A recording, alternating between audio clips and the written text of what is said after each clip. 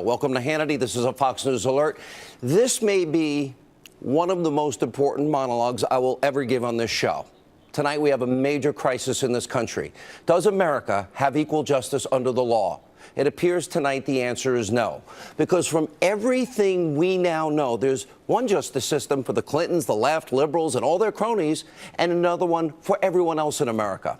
And tonight on this show, with the result of the indictment of Paul Manafort and his associate, we will show you right here how there is zero evidence of Trump-Russia collusion, zero evidence of campaign collusion. And in spite of all of that, the media has been lying to you all day and all weekend long.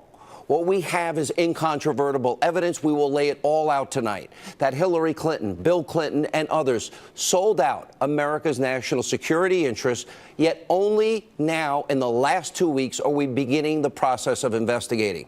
We have evidence, including an FBI informant, documents, emails, tapes, all showing that in 2009, our government, including then Attorney General Eric Holder, the FBI director at the time, Robert Mueller, and then District Attorney Rod Rosenstein, they all knew that Russia and Vladimir Putin were trying to corner the uranium market right here in America. There's also a strong belief that President Barack Obama knew all about Putin and his crimes in this country, as he probably saw it in his presidential daily briefing. This is news, information, and truth I promise you can't get anywhere else in the media. And that is tonight's ever-important breaking news opening monologue. All right, let's start at the beginning. It was announced today that Paul Manafort, well, something that was pretty much expected after his home was raided by the FBI, was indicted today. It's a 31-page indictment. It discussed charges, and we'll put it up on the side of the screen for you. Money laundering, failing to register as a foreign agent, tax crimes.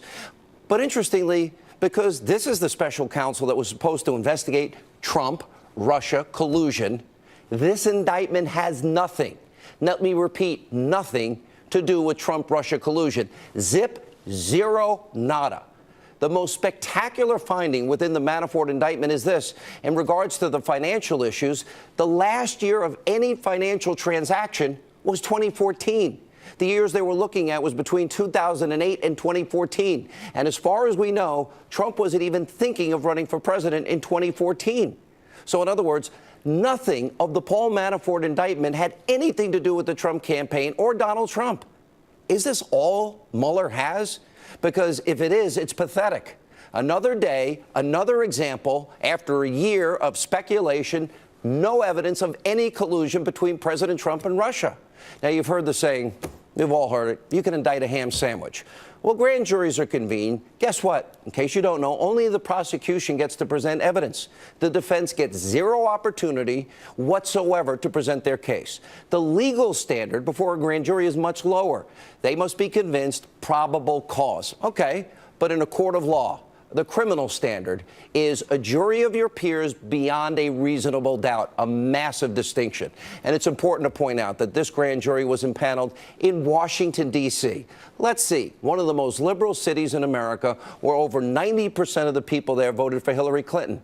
Mr. Mueller, do you think that's fair? Now, here's what Paul Manafort's attorney said earlier today. For the first time, they speak out. Listen.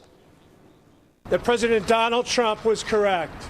There is no evidence that Mr. Manafort or the Trump campaign colluded with the Russian government. Today, you see an indictment brought by an Office of Special Counsel that is using a very novel theory to prosecute Mr. Manafort regarding a FARA filing. The United States government has only used that offense 6 times since 1966 and only resulted in 1 conviction. 6 times since 1966, 1 conviction. So like every American, Paul Manafort, he deserves what we all deserve, the presumption of innocence. However, he is being tried tonight and convicted in the court of public opinion by what is an abusively biased, Trump-hating media. Also, as part of the news that came out today, George Papadopoulos, he admitted, okay, he lied to the FBI. I think he's 29 years old. Now, I knew everybody in the Trump campaign. I never heard about Papadopoulos until today. And I think I knew everybody. Now, the White House says he was a volunteer, and it seems that Papadopoulos, on his own, was trying to create an anti-Clinton Russian dossier, like the Fusion GPS, Hillary DNC, President Obama-funded dossier, and he wasn't successful. So now that we have no Trump collusion, here's what we do have tonight. This is what the media will ignore. This is what matters. These are the facts. This is where the evidence comes in. What did President Clinton or President Clinton wannabe, President Obama, and key members of the administration, what did they know about the Uranium One scandal? Now, we're learning about how the Obama administration officials, they knew in 2009 that Vladimir Putin was using bribes, extortion, kickbacks, money laundering, and racketeering all within this country, spies within this country. Nothing was done to stop it. We have incontrovertible evidence that all involved tried to cover this up. They put a gag order on the one FBI informant that knew everything to prevent the truth from getting out. Now it's getting out. We have incontrovertible evidence that the Clintons benefited in a massive, huge financial way because of this corrupt Uranium One deal. We know Bill Clinton doubled his speaking fees in Moscow while giving a speech to a bank that, interestingly enough, had a financial interest in Uranium One. Bill Clinton also tried to get State Department permission, his wife's State Department, to meet with Russian nuclear officials during the time of the Uranium One deal, and he eventually ended up sitting down with Vladimir Putin himself. And as the author, Peter Schweitzer, writes about in his best-selling book, Clinton Cash, the Clinton Foundation got $145 million in kickbacks from people that directly benefited from that deal. We have incontrovertible evidence that Putin and his spies and his thugs were actually successful because he eventually got 20% of America's uranium, the foundational material for nuclear weapons. This is beyond insanity and inexcusable. Hillary Clinton, Bill Clinton, the Obama administration allowed your national security to be compromised in what is an unprecedented way, and few in the media will touch this story. Major crimes were committed. They knew about it. They did nothing before the deal. Now, here's a simple question. We have to ask it. Why on earth would President Obama or Hillary or Eric Holder ever sign off on giving Russia, a known enemy, Putin, a bad actor, 20% control of our uranium? What did America get? What did Obama get from this Uranium One deal? It never made sense. Now, we also have incontrovertible evidence that the Clinton campaign and the DNC, they paid Fusion GPS over $9 million, although nobody knows anything, and they hired a former British intelligence agent who then used current and former Russian government sources to produce this phony, fake, salacious news dossier that was full of lies, disinformation, and propaganda against Donald Trump. In other words, Clinton and the DNC funded the money to spread Russian lies and influence the election. They did it all because it is the very thing they're now accusing President Trump and his campaign of doing. They did it themselves. And we just found out this weekend, this new report from the Federalist, the headline, Obama's campaign paid $972,000 to the law firm that secretly paid Fusion GPS in 2016. Wow, the same firm that the Clinton campaign, the DNC, used to pay Fusion GPS to create the fake news propaganda anti-Trump dossier that they then regurgitated all over TV. Now, we also have Robert Mueller and his band of big Democratic donors that work for him now, supposedly investigating Trump-Russia collusion. And as I predicted right here on this show, there is still no evidence this ever happened. None. Now, former, current, and top Democrats have all said the same thing. Smoke, but no fire. Smoke, but no fire. Watch this. Have you seen anything that suggests any collusion between the Russians and the Trump campaign? Well, there's an awful lot of smoke there, let's put it that way. People that might have said they were involved, to what extent they were involved, to what extent the president might have known about these people or whatever. There's nothing there from that standpoint that we have seen directly linking our president to any of that. The last time we spoke, Senator, I asked you if you had actually seen evidence of collusion between the Trump campaign and the Russians, and you said to me, and I'm quoting you now, you said, not at this time. Has anything changed since we spoke last? Well, no, it hasn't. I know we need to go soon, but just to be clear, there has been no actual evidence yet. No, it has not been. Okay, I just want no, it has not. At the time I left, I did not see any smoking gun certitude evidence of collusion? Is there any evidence of collusion that you have seen yet? Is there? Listen, there is a lot of smoke. We have no smoking gun at this point. No smoking gun. Tonight, still no smoking gun. And your lying media in this country would have all of you believe the indictment of Paul Manafort and his associate, Rick Gates, has everything to do with Trump-Russia collusion. It has nothing to do with it. Here's the truth. Nothing. Now, none of that is related to President Trump. None of it, zero, is related to his campaign. And the vast majority of these allegations all happened before Paul Manafort ever worked for the Trump campaign. And also tonight, the issue of Robert Mueller attempting to change the narrative to distract from the real Russia collusion and massive cover-ups. Don't think this is a coincidence.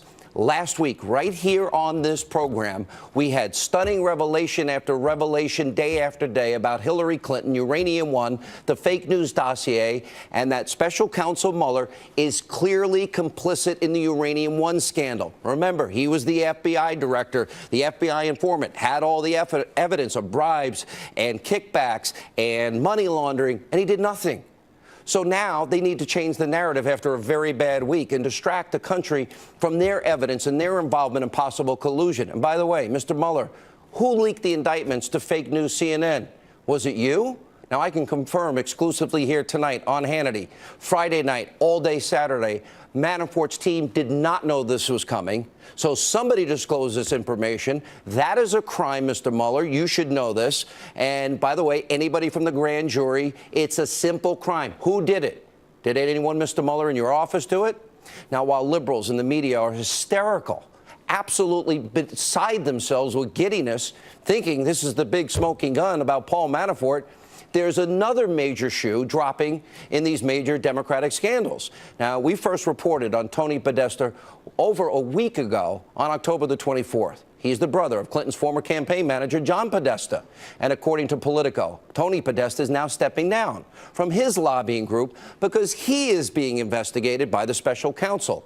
And as we have now been reporting, the probe into Tony Podesta and his lobbying group came about after Mueller started looking into Manafort's finances. NBC News even pointed out that Podesta's group worked with Manafort on a public relations campaign called European Center for a Modern Ukraine.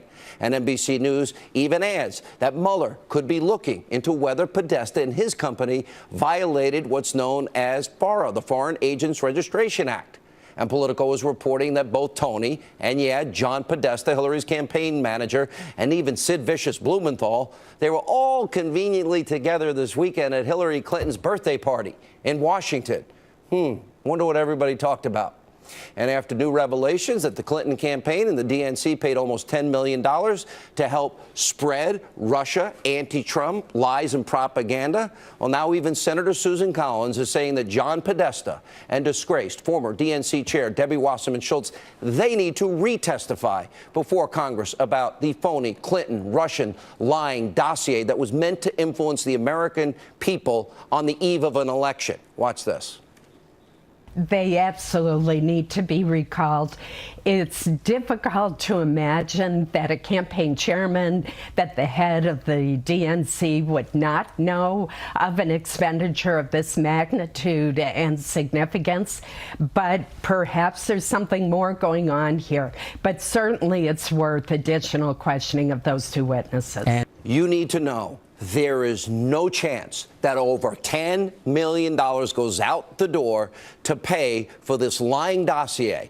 And nobody knows about it. If you listen to the Clinton people, the DNC people, I don't know. Nobody knows. $10 million out the door. And guess what? They're all lying because they all use the same attorney and the same law firm.